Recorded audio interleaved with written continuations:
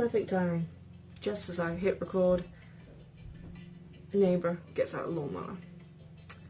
Great. So hey guys, as you probably guessed, it is April now, and that means that it's Autism Awareness Month, so I'm going to be spreading awareness by making a video about this because I feel like it's still a very misunderstood disorder, which I've had experience with. And yeah,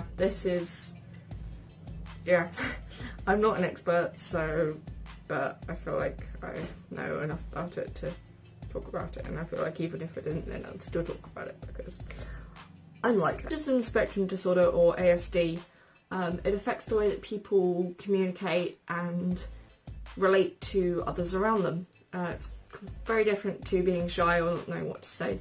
Often people with ASD, they struggle with normal social conventions that we may take for granted. So for example, eye contact or personal space or sarcasm or humour.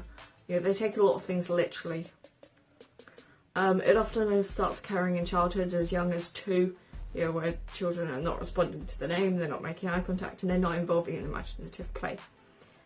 About a third of people with autism, they find comfort in repetitive behaviour, so for example, spinning or hand flapping or head banging or rocking.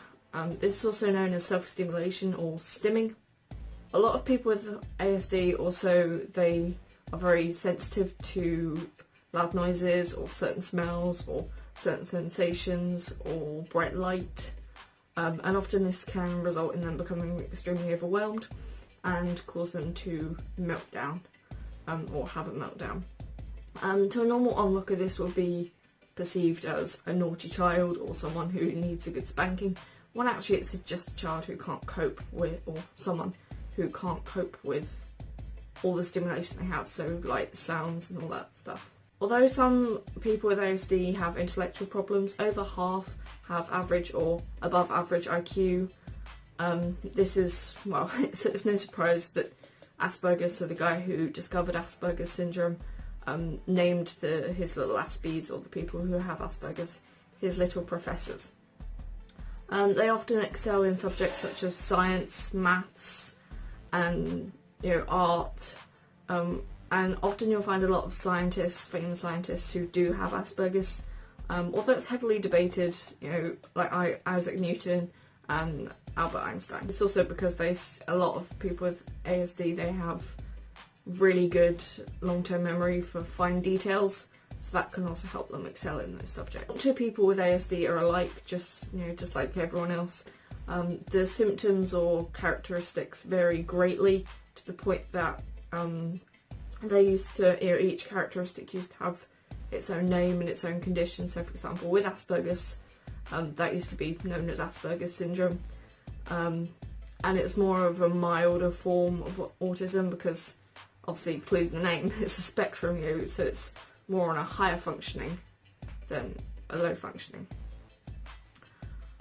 But recently scientists have decided that because the line between autism and Asperger's is so fuzzy, they decided to just put them under one umbrella term, which is autism spectrum disorder, which makes it a lot easier to diagnose, which is really important because like a lot of conditions, the earlier it is diagnosed, the better. It's not known, the cause of it, although because it runs in families. So if your parent has autism, then you are likely to have it. The trends, it therefore does lead scientists to believe that it is genetic, but there's many other factors to consider. It is not, however, common misconception, it is not caused by injections. There's also no cure for it, although there are therapies and trials and other things that you can go through to help the person with ASD cope with the outside world. And although all those things aren't known, it is known that it is 4 times more likely for a boy to have autism than a girl. It's still, they're still the same person, they still deserve respect, and although the amount of people who are being diagnosed with ASD is going up every single year. Doesn't mean that it's making it more common, it just means that there's more awareness being spread about it, which, like every other condition, is really important. So that is just basically autism in a nutshell. If you have any questions, put them in the comments below, or anything else that you have to add, put them in the comments below. And yeah, I shall see you in my next video. Bye guys!